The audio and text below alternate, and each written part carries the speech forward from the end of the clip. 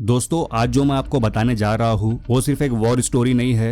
ये एक ऐसी कहानी है जो हेडलाइंस के पीछे छुप रही है, लेकिन इम्पैक्ट दुनिया के हर घर तक पहुंच सकता है। सब लोग अभी एक चीज पर फोकस कर रहे हैं, ऑयल। हॉर्मुज़ बंद हो गया, ऑयल प्राइसेस ऊपर जा रहे हैं, ग्लोबल टेंशन बढ़ रहा है। लेकिन असली डेंजर ऑयल नहीं है, असली क्राइसिस क्विकली शुरू हो चुका है और वो है फूड क्राइसिस। और सबसे डेंजरस बात, लोगों को अभी तक इसका अंदाजा भी नहीं है। जब ईरान ने स्ट्रेट ऑफ हॉर्मुज़ को बंद किया, दुनिया ने इसे एक ऑयल क्राइसिस की तरह देखा, और देखा भी क्यों ना जाए। ये वही जगह है जहां से लगभग 20% ग्लोबल ऑयल गुजरता है। एक तरह से ये दुनिया की एनर्जी सप्लाई की मेन आर्टरी है। जैसे ही ये बंद हुआ, ऑयल प्राइसेस तुरंत ऊपर चढ़ गए। ऑयल ऑलरेडी $110 पर बैरल क्रॉस कर चुका है और एक्सपर्ट्स कह रहे हैं $150 तक जाना कोई बड़ी बात नहीं है। सबको लगा बस फ्यूल महंगा होगा, ट्रांसपोर्ट महंगा होगा, इन्फ्लेशन बढ़ेगा, स्टोरी खत्म। लेकिन यही सबसे बड़ी गलती थी, क्योंकि ये सिर्फ एनर्जी क्राइसिस नहीं है, ये एक सिस्टम क्राइसिस है और सिस्टम के अंदर सब कुछ कनेक्टेड होता है। वॉर के 10 दिन बाद एक अनएक्सपेक्टेड वार्निंग आती है। अमेरिका के फार्मर्स का एक टॉप ऑफिशियल डायरेक्टली गवर्नमेंट को मैसेज भेजता है। मैसेज सिंपल था लेकिन शॉक देने वाला। फार्मर्स ट्रबल में है, स्प्रिंग प्लांटिंग का टाइम था, लेकिन सडनली कॉस्ट शूट अप कर गए।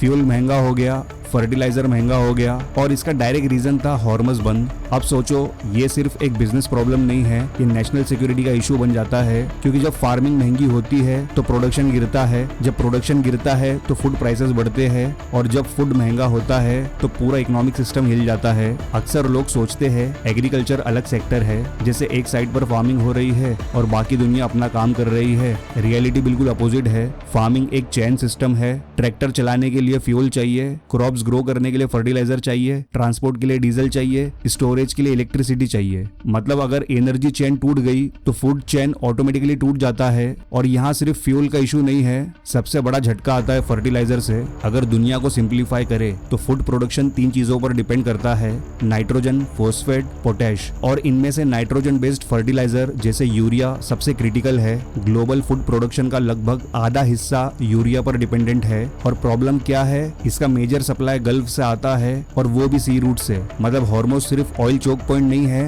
ये फूड सिस्टम का भी चोक पॉइंट है। कतर जैसे देश ह्यूज क्वांटिटी में फर्टिलाइजर्स बनाते हैं, और ये सब शिपमेंट्स इसी रूट से गुजरती है। जैसे ही स्ट्रेट बंद हुआ, सप्लाई चेन डिस्टर्ब हो गया। अब यहाँ एक डेंजरस चेन स्टार्ट होती है। फर्टिलाइजर बनाने के लिए एमोनिया चाहिए, एमोनिया बनाने के लिए नेचुरल गैस चाहिए, और गल्फ रीजन ग्लोबल एमोनिया का बड़ा हिस्सा प्रोड्यूस करता है। साथ ही ग्लोबल एलएनजी एक्सपोर्ट का भी मेजर पोर्शन यहीं से गुजरता है। तो जब वॉर के चलते गैस सप्लाई डिस्टर्ब होती है तो फर्टिलाइजर प्रोडक्शन भी हिट होता है, जिसका रिजल्ट सप्लाई कम, कॉस्ट ज्यादा, प्रोडक्शन प्रेशर हाई, और फिर एक एक स्टेप करके पूरा सिस्टम क्रैक होने लगता है। अब फार्मर के पास 2 ऑप्शन बचते हैं, या तो वो कम फर्टिलाइजर यूज करे जिससे यील्ड कम हो जाए, या फिर इतना महंगा इनपुट ले ही ना और प्लांटिंग ही कम कर दे।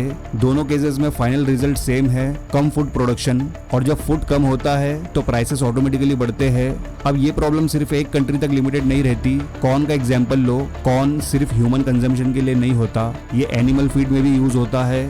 तो जब कॉर्न महंगा होता है तो चिकन, मीट, डेयरी सब महंगा हो जाता है। एक प्रोडक्ट का शॉक दूसरे प्रोडक्ट में स्प्रेड हो जाता है, और धीरे धीरे पूरा फूड सिस्टम इन्फ्लेट होने लगता है। अगर ये सिचुएशन सिर्फ कुछ हफ्तों तक रहे तो सिस्टम एडजस्ट कर लेगा, लेकिन अगर ये कॉन्फ्लिक्ट लंबा चला, मल्टीपल ग्रोइंग सीजन्स तक, तो बात इन्फ्लेशन तक नहीं रुकेगी, फिर बात होगी फूड अवेलेबिलिटी की। यूनाइटेड नेशंस ऑलरेडी वार्निंग दे चुका है कि मिलियंस लोग एक्यूट हंगर में पुश हो सकते हैं। ये सिर्फ प्राइस का इशू नहीं है, ये एक्सेस का इशू बन जाएगा, और दुनिया के सबसे वल्नरेबल कंट्रीज सबसे पहले हिट होंगे। अब कैमरा थोड़ा और जूम करते हैं। कतार सिर्फ फर्टिलाइजर ही नहीं बनाता, वो हीलियम का भी एक मेजर प्रोड्यूसर है। हीलियम का यूज होता है सेमीकंडक्टर्स में, एमआरआई मशीन्स में, हाईटेक इंडस्ट्रीज में। मतलब अगर सप्लाई डिसरप्ट होती है तो इम्पैक्ट सिर्फ एग्रीकल्चर तक लिमिटेड नहीं रहेगा, हेल्थ केयर हिट होगा, टेक इंडस्ट्री हिट होगी, और पेट्रोकेमिकल्स जो मेडिसिन में यूज होते हैं वो भी ऑयल और गैस पर डिपेंडेंट है। तो एक regional war multi sector global crisis बन सकता है। जैसे जैसे प्रेशर बढ़ेगा, कंट्रीज अपने आप को प्रोटेक्ट करना शुरू करेगी, एक्सपोर्ट रेस्ट्रिक्शंस लगेंगे, स्टॉक पाइलिंग होगा, सप्लाई कट की जाएगी। ये सब लॉजिकल स्टेप्स है, लेकिन प्रॉब्लम ये है कि हर कंट्री जब ये करेगी तो ग्लोबल सप्लाई और स्क्वीज होगी और प्राइसेस और ऊपर जाएंगे। ये एक विशिष्य साइकिल बन जाता है। अब आते हैं सबसे डेंजरस ट्रैप पर, सेंट्रल बैंक्स। अगर इन्फ्लेशन डिमांड से होती तो इंटरेस्ट रेट्स बढ़ाकर कंट्रोल किया जा सकता था, लेकिन यहाँ इन्फ्लेशन का रीजन है सप्लाई ब्रेकडाउन। इंटरेस्ट रेट बढ़ाने से हॉर्मज नहीं खुलेगा, ना ही फर्टिलाइजर प्रोडक्शन बढ़ेगी, लेकिन इकोनॉमी स्लो हो जाएगी। और अगर कुछ ना किया तो इन्फ्लेशन परचेजिंग पावर को खा जाएगी, मतलब दोनों तरफ से लॉस ही लॉस। इसी वजह से ग्लोबल रिसेशन का रिस्क रियल लगने लगता है। अगर ऑयल $150 पर बैरल क्रॉस करता है और साथ ही दूसरे चोक पॉइंट्स जैसे बाबल मंदेब भी अनस्टेबल होते हैं, तो फिर प्रॉब्लम सिर्फ फ्यूल या फूड तक नहीं रहेगी। ग्लोबल ट्रेड हिट होगा, सप्लाई चेन्स ब्रेक होंगी, इकोनॉमीज अनस्टेबल होगी। और सबसे बड़ा सवाल उठता है, क्या दुनिया का करंट इकोनॉमिक सिस्टम इतना स्ट्रॉन्ग है कि ये शॉक एब्जॉर्ब कर सके?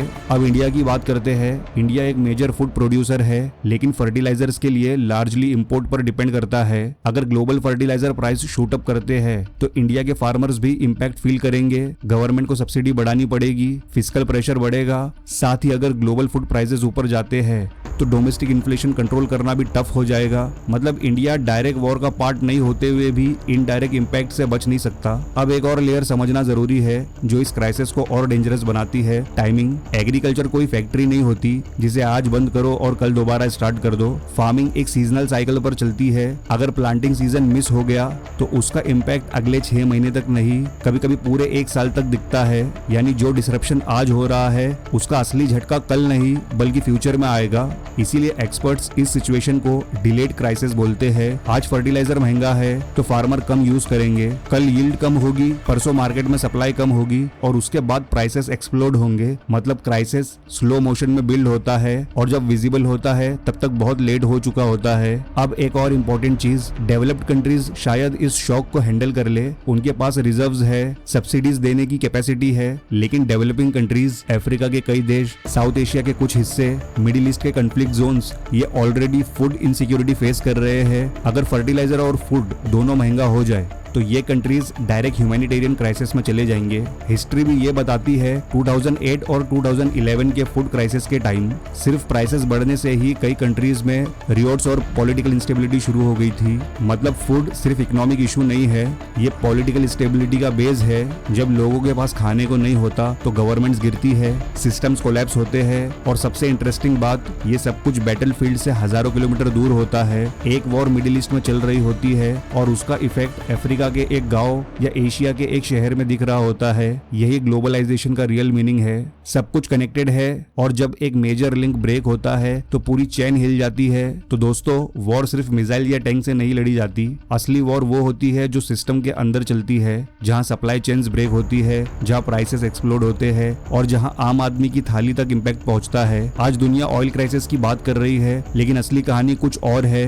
ये एक साइलेंट शिफ्ट है फ्यूल से फूड की तरफ, और अगर इसे इग्नोर किया गया तो कल हेडलाइंस में सिर्फ ऑयल नहीं होगा, हेडलाइंस में होगा ग्लोबल हंगर, और तब तक शायद बहुत देर हो चुकी होगी। तो दोस्तों, इस बारे में आपकी क्या राय है नीचे कमेंट सेक्शन में जरूर बताएं। और ये वीडियो अच्छा लगा हो तो लाइक और शेयर जरूर करना। और अगर इस चैनल पर पहली बार आए हो तो वर्ल्ड डायनेमिक्स को सब्सक्राइब जरूर करें, ऐसे ही जियोपॉलिटिकल वीडियोस की नोटिफिकेशंस पहले पाने के लिए। तो मिलते हैं नेक्स्ट वीडियो में एक नए टॉपिक के साथ। Good bye.